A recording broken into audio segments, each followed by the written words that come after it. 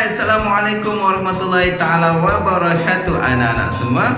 Okey, pada hari ini saya akan mengajar satu topik yang baru. Dan apakah topik yang akan dipaparkan? Jom kita lihat di dalam slide. Hai anak-anak semua, pada hari ini kita akan mempelajari dua perkara, iaitu ayat seruan dan ayat perintah. Kadang-kadang kita keliru kan, yang mana satu ayat seruan dan ayat perintah. Dan ayat perintah boleh jadi ayat seruan dan ayat seruan juga boleh menjadi ayat perintah. Tetapi kita boleh kategorikannya kepada dua jenis ayat. Okey, jom kita lihat satu persatu. Yang pertama adalah ayat seruan. Apa itu ayat seruan? Ayat seruan ialah ayat yang diucapkan dengan intonasi seruan untuk melahirkan perasaan. Intonasi seruan ini ditandai dengan tanda seru yang terletak pada akhir ayat. Okey, pada akhir ayat. Jadi, ianya ada tanda seru.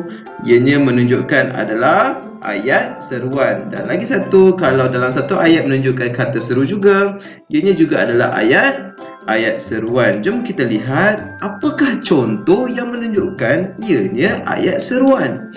Contoh yang pertama seperti syabas, kamu berjaya, menunjukkan perasaan gembira, pujian dan ucapan tahniah.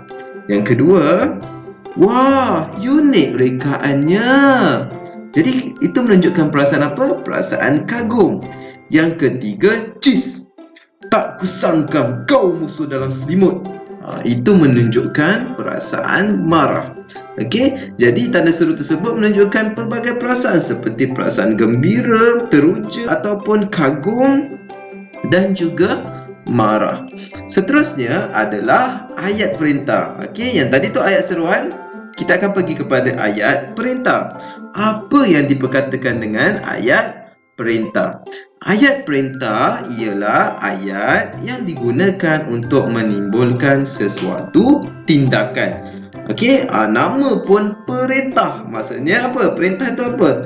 Ianya menimbulkan sesuatu tindakan, atau kita meminta atau menyuruhnya untuk melakukan sesuatu pergerakan, sesuatu tindakan. Jadi kita lihat contoh-contohnya. Contohnya ada 4. Okey, ianya terdiri daripada ayat suruhan, ayat larangan, ayat silaan, ayat permintaan. Okey, jom kita lihat satu persatu. Okey, yang pertama adalah ayat suruhan. Ayat suruhan ini bertujuan untuk memberikan arahan kepada seseorang. Itu gunanya kita menggunakan ayat suruhan. Maksudnya ayat suruhan tersebut kita nak memberikan arahan kepada seseorang untuk melakukannya. Contoh, siapkan makanan ini dengan segera. Kemaskanlah kain baju ini. Nampak tak? Kemaskanlah kain baju ini. Maksudnya kita minta orang tersebut untuk kemaskan baju ini. Okey, yang ketiga, masukkanlah buku itu ke dalam beg. Okey, masukkanlah buku itu ke dalam beg.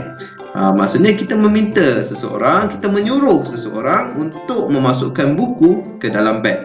Itu adalah ayat suruhan. Contoh yang kedua adalah ayat larangan. Apa itu ayat larangan? Ayat larangan digunakan untuk menegah seseorang daripada melakukan sesuatu. Kita nak menegah seseorang daripada melakukan sesuatu. Contoh dia macam mana? Jangan meniru semasa peperiksaan. Okey, tengok perkataan jangan meniru. Itu maksudnya ayat larangan. Tidak usah ambil tahu masalah saya. Tidak usah ambil tahu masalah saya. Okey, itu adalah ayat larangan. Ataupun kita boleh letakkan partikel lah di belakang tu, seperti janganlah duduk di sini. Awak tidak usahlah datang lagi. Okey, itu adalah ayat larangan. Contoh yang ketiga adalah ayat silaan. Ayat silaan berfungsi untuk menjemput atau mempersilakan seseorang. Contoh ayat silaan ini seperti sila datang ke rumah baru saya. Jemput masuk ke rumah saya. Itu ayat silaan. Sebab apa? Sebab dia punya ayat itu untuk kita mempersilakan seseorang. Okey, mempersilakan seseorang untuk datang, kita mempelawa orang untuk masuk. Okey, itu ayat silaan. Dan yang terakhir adalah ayat permintaan. Ayat permintaan adalah ayat bertujuan memohon permintaan atau pertolongan. Okey, memohon permintaan dan pertolongan. Contoh dia macam mana? Contoh dia, minta kamu semua bertenang. Okey, maksudnya kita minta lah untuk orang bertenang. Yang kedua, tolong tutup pintu tandas. Tolong tutup pintu tandas. Okey, itu adalah ayat permintaan. Okey anak-anak semua, jadi itulah dua perkara yang kita pelajari pada hari ini, iaitu ayat seruan dan ayat perintah. Kita berjumpa pada kelas yang akan datang. Assalamualaikum warahmatullahi taala wabarakatuh. Bye bye anak-anak semua.